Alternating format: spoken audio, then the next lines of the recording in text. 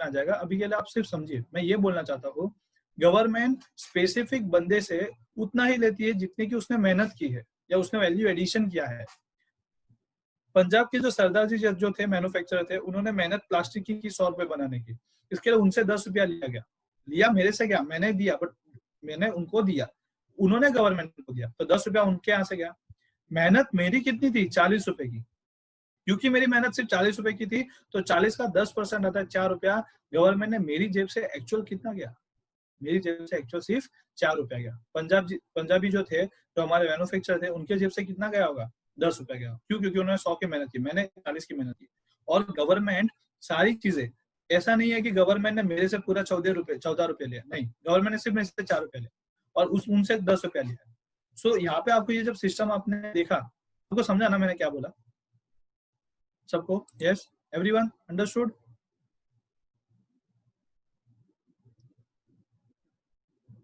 Yes, okay okay okay. तो क्योंकि ये मैंने 14 रुपया क्रेडिट यूज किया, 4 रुपया मेरे लिए कैश पेमेंट होगा, तो ये सिस्टम था पहले। आपको क्या लगता है ये देख के कि क्या मिस्टेक लगती है इसमें कुछ? मुझे तो कुछ नहीं लगती, मुझे लगता है सब राइट है, गवर्नमेंट हमसे उतना ही ले रही है जितना हम चार्ज कर रहे हैं। यस, आप सबको कुछ प्रॉब्लम लगी इसमें? अभी तक तो नहीं लगी? नहीं लगी, ओके, नहीं लगी, नो, ठीक है। अब मेरा क्वेश्चन आपसे ये है, ये क्रेडिट क्यों मिलता है? नो, आपको मेरे को क्वेश्चन पूछना है, ये क्रेडिट क्यों मिला? ये 10 का क्रेडिट क्यों मिला? आखिर ये मैंने यहाँ पे लिखा ना बोर्ड में, आखिर ये 10 रुपए का सैंडविच क्रेडिट क्यों मिला? ये सैंडविच का मतलब क्या होता है? सैंडविच का मतलब ये होता है कि एक्साइज और सर्विस टैक्स क्योंकि सेंट्रल गवर्नमेंट लेती थी, कलेक्ट करती थी, इसके लिए सैंडविच, सेंट्रल वेट, इसके लिए सैंडविच है, मतलब वही है, एक्साइज और सर्विस टैक्स का जो क्रेडिट मिलता है उसको सैंडविच। तो मेरा क्वेश्चन आपसे ये है, आखिर ये 10 का क्रेडिट क्यों मिलता है? चैट बॉक्स में लिख के बताइए, चलिए बताइए, मतलब आपके हिसाब से क्या लगता है आपको, ये 10 का क्रेडिट मुझे क्यों मिला होगा? क्योंकि नेक्स्ट स्लाइड आपका वेट कर रही है ये चीज समझाने के लिए।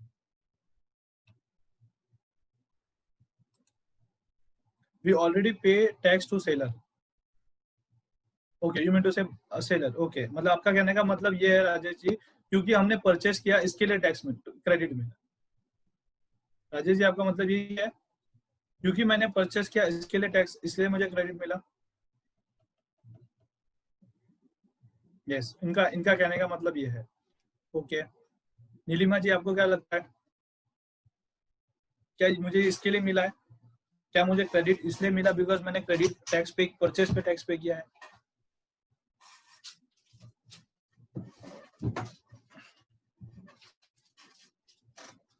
ओके, आपको भी ये लगता है, ठीक है। मैं आपको बता दूं, आपने जो मुझे बोला, आप सब लोग जो मुझे बोल रहे हो कि क्योंकि ये मैंने परचेस किया इसके लिए मेरे को ये क्रेडिट मिला, तो मेरा आंसर है आपसे, अगर ऐसा है तो नेक्स्ट स्लाइड पे चलते। आपके सामने नेक्स्ट स्लाइड है। अभी इस नेक्स्ट स्लाइड से समझिएगा कि मैं क्या बोलना चाहता हूँ और मेरा मीनिंग क्या बोलने का। आप बोल रहे हो कि क्योंकि मैंने परचेस किया है इसके लिए मुझे क्रेडिट मिला, तो ये एग्जांपल आपके लिए, अगर गवर्नमेंट ने, मैंने जो लास्ट प्रोडक्ट बनाया, बॉटल बनाया, और समझिए कि गवर्नमेंट ने उस पर टैक्स चार्ज करना बंद कर दिया, टैक्स चार्ज करना बंद कर दिया मतलब क्या बोला मैंने? टैक्स चार्ज करना बंद कर दिया मतलब एग्जाम कर दिया। एग्जाम का मतलब क्या होता है, जब कोई गवर्नमेंट किसी से टैक्स, मतलब जो प्रोडक्ट पे टैक्स लेना बंद कर देती है उसे एग्जाम कहा जाता है। तो अगर फॉर एग्जांपल मेरा जो बॉटल है, मेरा जो बॉटल है अगर वो एग्जाम्प्ट होता है, तो मेरा क्वेश्चन आपसे ये था कि क्या परचेस पे टैक्स पे करते हैं इसलिए क्रेडिट मिलता है? तो आंसर इज नो, ऐसा नहीं है। क्यों नहीं है वो इस एग्जांपल से आपको समझेगा। आपको मैं ये एग्जांपल में ये समझा रहा हूँ कि मैं क्या कर रहा हूँ, मैं बॉटल तो बना रहा हूँ, सेम ऐसा बॉटल, ये जो बॉटल है, ये बॉटल तो मैं बना रहा हूँ। ये बॉटल को मैंने जब मैं बेचता हूँ मार्केट में, तो गवर्नमेंट इस पे टैक्स नहीं लगाता, गवर्नमेंट बोलती है एग्जाम्प्ट है। और मैंने जब प्लास्टिक यूज किया, प्लास्टिक पे 10% लगा है।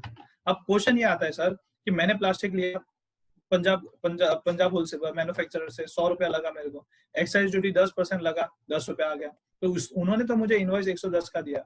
अब क्वेश्चन यहाँ पे ये आता है, क्या मैं क्रेडिट मेरे को यहाँ पे मिल सकता है क्या मैंने जो इनवॉइस लिया, मुझे उन्होंने जो बिल दिया, मैंने एक्साइज ड्यूटी 10 रुपया चार्ज किया, क्या मेरे लिए यहाँ पे जो कॉस्ट होगी वो 110 रुपया होगी या 100 रुपया होगी? आपको क्या लगता है क्योंकि मेरा जो प्रोडक्ट, जो फाइनल प्रोडक्ट है वो एग्जाम्प्ट है, तो क्या मुझे क्रेडिट मिलेगा 10 रुपए का?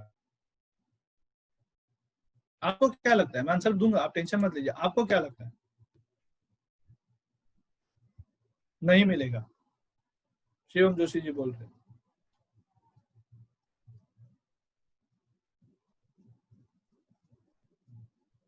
110 कॉस्ट है मेरा, राजेश जी बोल रहे हैं। ओके,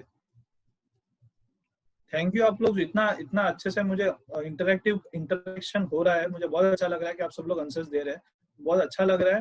बिकॉज बहुत जगह पे ऐसा होता है, सेशन लेते हैं लोग बोलते नहीं है, सो क्या होता है फिर वो इंटरेस्ट नहीं आता है। आप बोल रहे हो, आपको ये देख के ऐसा लग रहा है कि आपको समझना है, तो it's very nice spirit, keep it up. आप ऐसे ही आंसर देते रहिए, क्योंकि उससे भी ये भी समझ में आता है कि जो स्पीकर है वो बोल रहा है, उसको उसकी जो मेहनत है वो जो बोल रहा है वो आपको आप तक पहुंचेगी नहीं। So thank you. Yes, Rajesh ji बोल रहे हैं कि 110 आपकी कॉस्ट है। मैं आपको बोलता हूँ आंसर इज यस, राजेश जी सही बोल रहे हैं, 110 रुपए ही मेरी कॉस्ट है। पर मेरा क्वेश्चन ये कि 110 कॉस्ट क्यों हुई? पहले भी तो मैंने परचेस किया था, तब तो आप लोग ने बोला था 100 रुपया मेरा कॉस्ट है। अभी आप बोल रहे हो 110 मेरा कॉस्ट है, तो आप बोल रहे हो। और उस समय मैंने बोला था कि आपको क्रेडिट मिला, तो आपने मुझे बोला क्योंकि मैंने परचेस किया इसके लिए क्रेडिट मिला। तो यहाँ पे भी तो मैंने परचेस किया, तो मुझे अभी क्रेडिट क्यों नहीं मिला? तो अभी यही तो चीज समझनी है।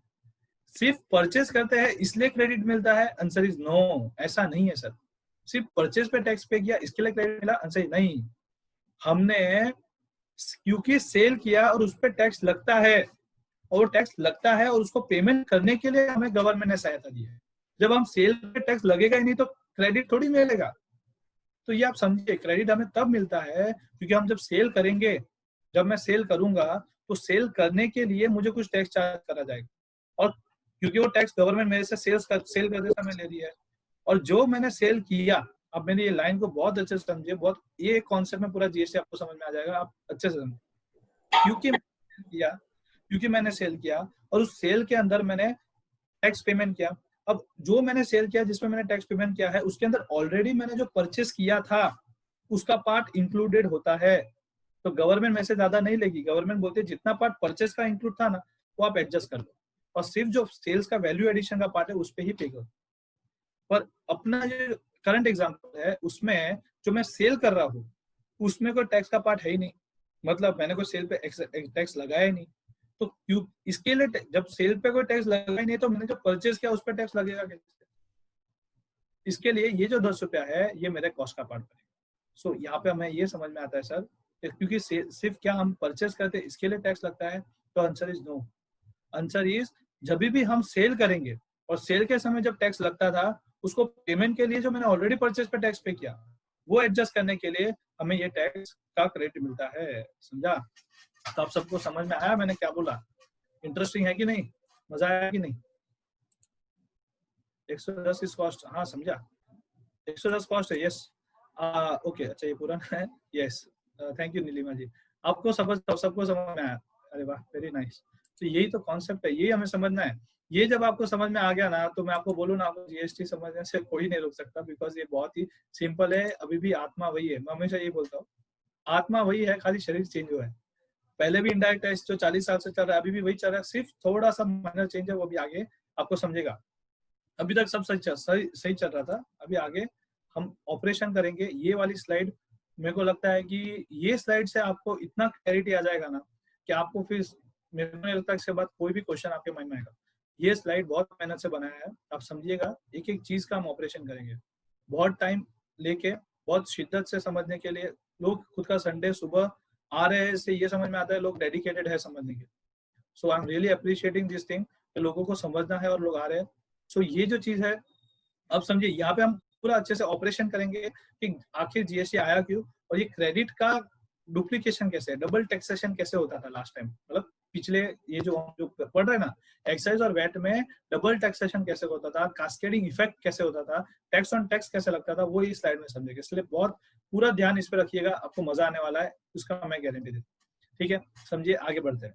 अब समझिए, मानिए कि मैं बॉटल मैन्युफैक्चरर हूँ, ये मेरा थर्ड एग्जांपल। दो एग्जांपल्स हमने कर लिया, समझ लीजिए कि हम 60% जीएसटी समझ गए।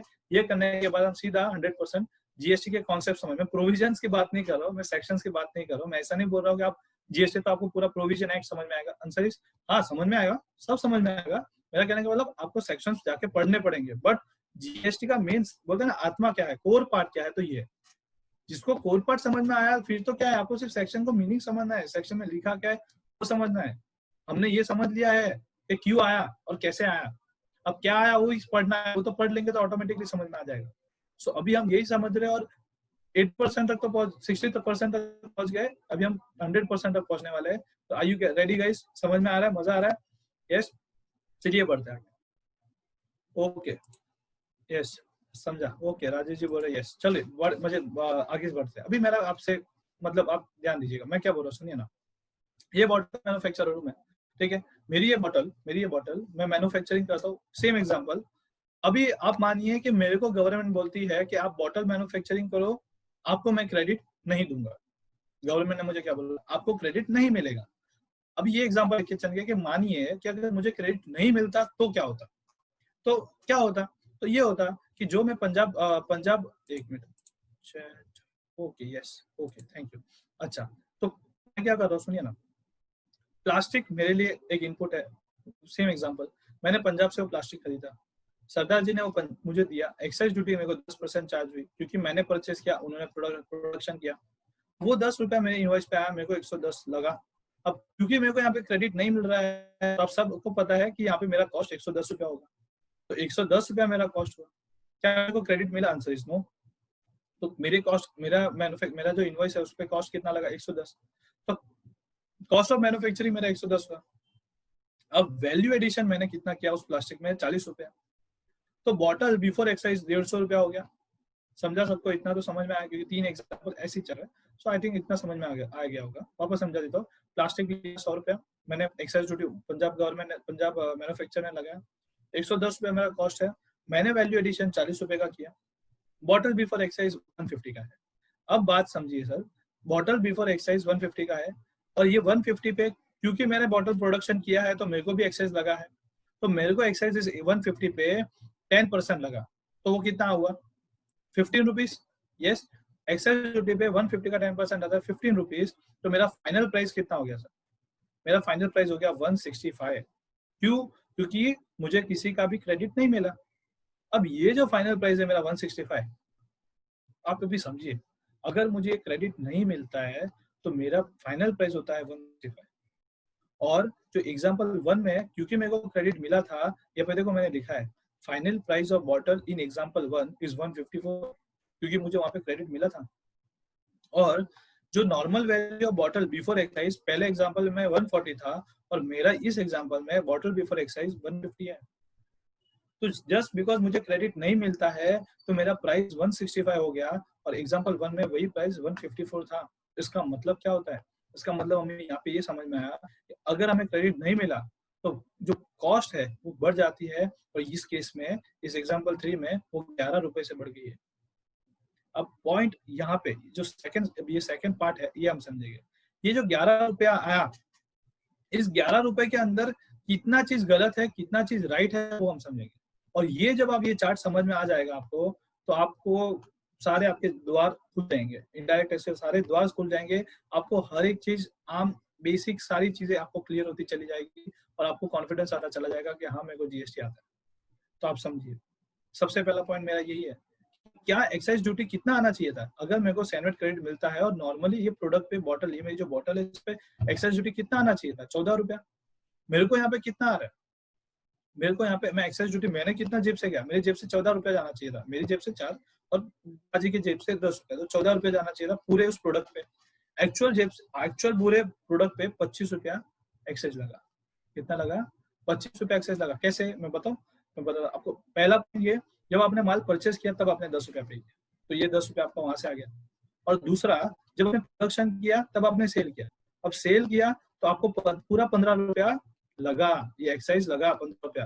तो आपके लिए पूरा टोटल आपके जेब से कितना गया सर? 25 रुपया जेब से। तो ये इतना तो आपको समझ में आया कि आपके जेब से 25 रुपया गया है।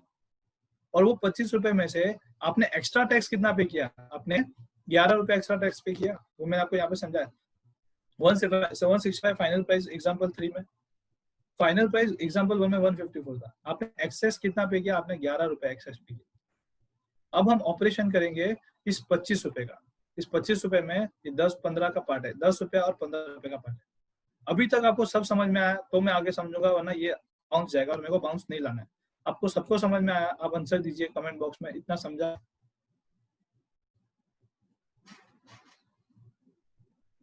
यस, ओके, ठीक है। शिवम जी समझा, ओके। राजेश जी समझा, ओके, ठीक है, ठीक है, ठीक है, ठीक है, ठीक है, ओके। राजेश जी को भी समझ में आया, आरती जी को समझ में आया, ठीक है, ओके, थैंक यू। चलिए, इतना समझ में आया, मतलब मेहनत अपनी अपने को समझ में आ रहा है, अच्छी बात है, ठीक है, समझिए। अब ये जो 25 रुपया है, ये 25 रुपया है, इसमें दो पार्ट है। 10 रुपया मेरे प्लास्टिक का, जो मैंने यहाँ पे 100 रुपए का प्लास्टिक लिया, इस 100 रुपए के प्लास्टिक पे 10%, मतलब मैंने 10 रुपया समय परचेज के टाइम पे किया होगा। दूसरा, मैंने जो 15 रुपया है, ये 15 रुपया मैंने जब प्रोडक्शन किया, तो ये 150 का जो बॉटल है उस पर 10% लगाया। यस, ये वाला 15 रुपीज, ये 15 रुपीज लगा। अब इस 15 रुपीज के अंदर क्या गलत है वो समझते हैं। सबसे पहला पॉइंट, ये जो 150 रुपया है, ये 150 रुपीज है, इस 150, ये 150 का पार्ट बना कैसे? तो मान लीजिए कि, मान लीजिए क्या, ये एग्जांपल है, राइट है। इस 150 में 100 रुपया प्लास्टिक का हुआ, 10 रुपया मैंने जो एक्साइज परचेस के समय पे किया वो हुआ, और 40 रुपए का जो मैंने वैल्यू एडिशन किया वो हुआ। तो इन सबको मिलाओगे तो ये 150 हो जाता है। यस। अब इसका हम ऑपरेशन करेंगे, अब हम इसका ऑपरेशन करेंगे, समझिए कैसे ऑपरेशन होता है, कैसे किया मैंने ये। देखिए यहाँ पे, ये जो 100 रुपया प्लास्टिक का है, इस पे मैंने 10%, ये मतलब मैं ये बोल रहा हूँ, मैंने 10 रुपया ऑलरेडी पे कर दिया। अब इस 100, 150, 150 रुपीज में ये 100 रुपीज प्लास्टिक का जो 10% है, वो मैं वापस पे कर रहा हूँ। क्योंकि मेरे को क्रेडिट नहीं मिला, तो मैंने ये 10 रुपया जो मैंने ऑलरेडी परचेज के समय पे किया था, मैं वापस वो 10 रुपया पे कर रहा हूँ। अरे बाप रे बाप, ये तो बहुत ज्यादा प्रॉब्लम हो जाएगा। ऐसे चलता था सर, तो इसको बोला जाता है डबल टैक्सेशन। इसको क्या बोलेंगे हम? Double taxation. अच्छा, मैंने यहाँ पे मल्टीपल टैक्सेशन क्यों लिखा? क्योंकि समझिए, ये बॉटल मैन्युफैक्चरर तो मैं हूँ, ठीक है, मैंने ये रिटेलर को दिया, रिटेलर भी सेम आगे कैरी फॉरवर्ड करता, और वो टैक्स पे टैक्स, और वो मतलब वो पार्ट एक्साइज पे वापस एक्साइज लगता, टैक्सेशन एक बार ट्रिपल, वो आगे जैसे चेन बढ़ती जाती है वैसे टैक्स लगते जाता है। इसके लिए उसको बोला जाता है multiple taxation. Double taxation, multiple taxation, आगे भी चेन बढ़ेगी। समझा इतना? उसके बाद इतना ही है, आगे समझिए। ये जो 10 रुपया एक्साइज ड्यूटी का लगा, इस 10 रुपए का 10% आता है 1 रुपया, और ये 1 रुपया आपका कास्केडिंग इफेक्ट, मतलब समझिए कि मैंने ऑलरेडी ये 10 रुपए पे एक्साइज ड्यूटी पे किया, 10 रुपया में 100 रुपए का जो प्लास्टिक था उस पर 10 रुपया ऑलरेडी पे किया, इस 10 रुपए के एक्साइज पे वापस 10% टैक्स पे टैक्स, कास्केडिंग इफेक्ट, और ये 1 रुपया लग गया कास्केडिंग इफेक्ट। आप समझिए मतलब ये क्या हो रहा है, गवर्नमेंट ने ये 11 रुपए मल्टीपल टैक्सेशन का 10 रुपया और कास्केडिंग इफेक्ट का 1 रुपया, ये 11 रुपया आपसे एक्स्ट्रा लिया। समझा? आपको समझ में आ रहा है? ये जो 4 रुपया है ये तो सही लिया, क्योंकि इतने की मैंने मेहनत करी थी। 40 रुपए का 10% चार्ज राइट, बट ये जो 11 रुपए है, ये 11 रुपए समझिए आप कितना इंपॉर्टेंट है। इसको बोला जाता है मल्टीपल टैक्सेशन और कास्केडिंग इफेक्ट। तो आपको सबको समझ में आया मैंने क्या बोला? कैसा लगा आपको ये ऑपरेशन? समझ में आया? कमेंट बॉक्स में लिख के बताइए सर, कैसा लगा आपको ये जो आपने समझा? गवर्नमेंट ने 11 रुपए जो आपसे लिया, ये मल्टीपल टैक्सेशन और कास्केडिंग का, ये आपको सबको समझ में आया? और नहीं समझ में आया तो प्लीज बताइए, रिपीट करेंगे, कोई इशू नहीं है।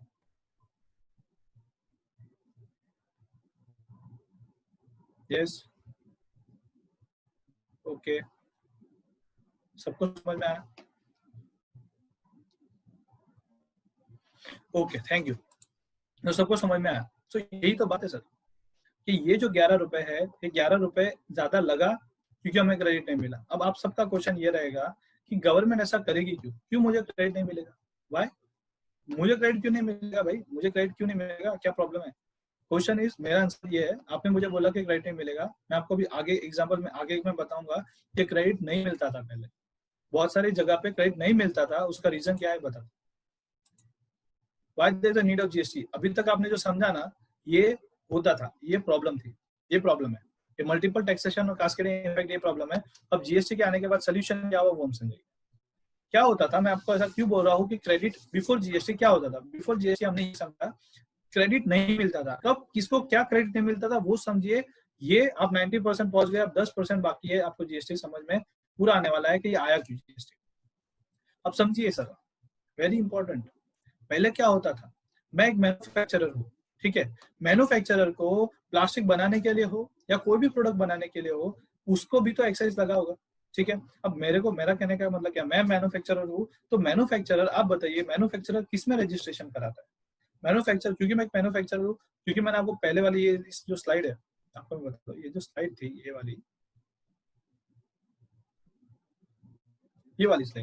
वाली स्लाइड में मैंने आपको बताया कि मैन्युफैक्चरर दो जगह पे रजिस्ट्रेशन लेता है। एक, उसको दो जगह पे टैक्स लगता है, तो ऑब्वियस सी बात है कि वो दो चीज का रजिस्ट्रेशन ले सकता है। मतलब वो जब एक तो एक्साइज में रजिस्ट्रेशन ले सकता है और दूसरा वेट में रजिस्ट्रेशन ले सकता है। क्या वो सर्विस टैक्स का रजिस्ट्रेशन ले सकता है? तो आंसर इज नो, वो नहीं ले सकता, ठीक है। सिमिलरली ट्रेडर है, ट्रेडर आपको एक्साइज का रजिस्ट्रेशन ले सकता है? आंसर इज नहीं, वो सिर्फ ट्रेडर सिर्फ और सिर्फ वेट का रजिस्ट्रेशन ले सकता है। क्या वो सर्विस टैक्स का रजिस्ट्रेशन ले सकता है? आंसर इज नो, वो नहीं ले सकता। सर्विस प्रोवाइडर के केस में क्या सर्विस प्रोवाइडर वेट का रजिस्ट्रेशन ले सकता है? आंसर इज नो, वो नहीं ले सकता। अब हम आते हैं हमारे एग्जांपल पे, ये वाले। प्रॉब्लम यहाँ पे था सर, प्रॉब्लम ये था कि मैन्युफैक्चरर क्या सर्विसेज नहीं लेता होगा? आज अगर मैं मान लो मेरी फैक्ट्री में मेरे को वाईफाई लगाना है, मेरी फैक्ट्री में मेरे को इंटरनेट फैसिलिटी बिठाना है, मेरी इलेक्ट्रिसिटी का कोई काम करवाना है, और उस पर जो सर्विसेज चार्ज किया, एक सीए है फॉर एग्जाम्पल, मैन्युफैक्चरर है, उसका कंसल्टेंट है, उसने उसको जीएसटी चार्ज किया, उसने एक्साइज, उस समय सर्विस टैक्स चार्ज किया, तो सर्विस टैक्स चार्ज किया। अब वो सर्विस टैक्स जो चार्ज किया उसका वो क्रेडिट नहीं ले सकता, इसलिए नहीं ले सकता क्योंकि उसके पास सर्विस टैक्स का रजिस्ट्रेशन नहीं है। आप समझे मैंने क्या बोला? सर्विस टैक्स का क्रेडिट वो नहीं ले सकता क्योंकि उसे वैट और एक्साइज के रिटर्न फाइल करने हैं। अब यहाँ पे आपका एक क्वेश्चन आएगा कि एक्साइज का सर्विस टैक्स को ले सकता है? आंसर इज यस, ले सकता है। तो बहुत जन को नहीं समझेगा, इसके लिए मैंने इसको क्रॉस मार्क कर रखा है। अब मैं कॉम्प्लिकेशन नहीं करना, हम जस्ट खाली कॉन्सेप्ट को समझने के लिए यहाँ पे है। मेरा आपसे यही मतलब है, बोलना है कि मैन्युफैक्चरर को सर्विस टैक्स का क्रेडिट नहीं मिलता था। अगर उसको सर्विस टैक्स का क्रेडिट चाहिए, अब सर्विस टैक्स सबसे पहला क्रेडिट कब मिलता है? जब हमारे इनवॉइस पे वो क्रेडिट का पार्ट लिखा हो।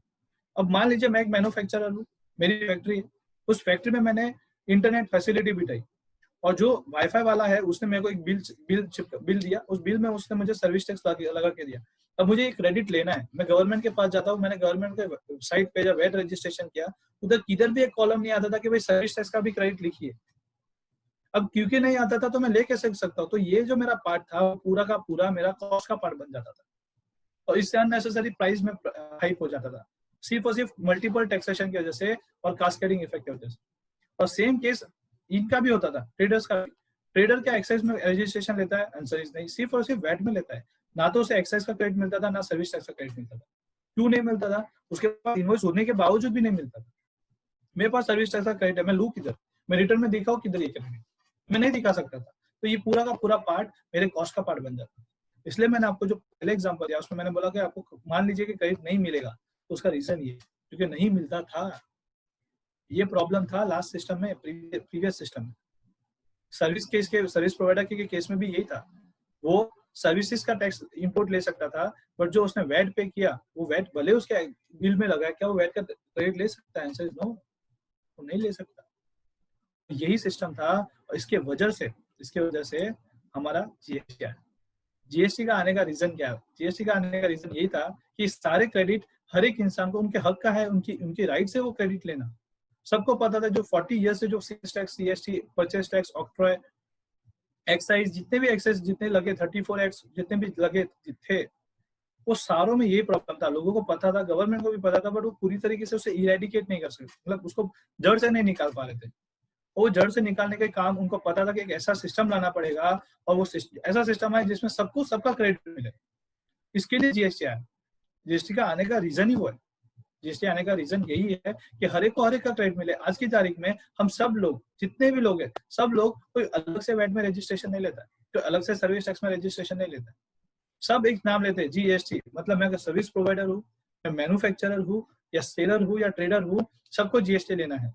तो होता क्या है कि अगर मैं सर्विसेज का भी क्रेडिट लूँ तो भी मिलेगा, भले फिर मैं मैन्युफैक्चरर रहूँ, मुझे वैट का रजिस्ट्रेशन का वैट का लेना तो भी मिलेगा, और ये सर्विस प्रोवाइडर को भी मिलेगा।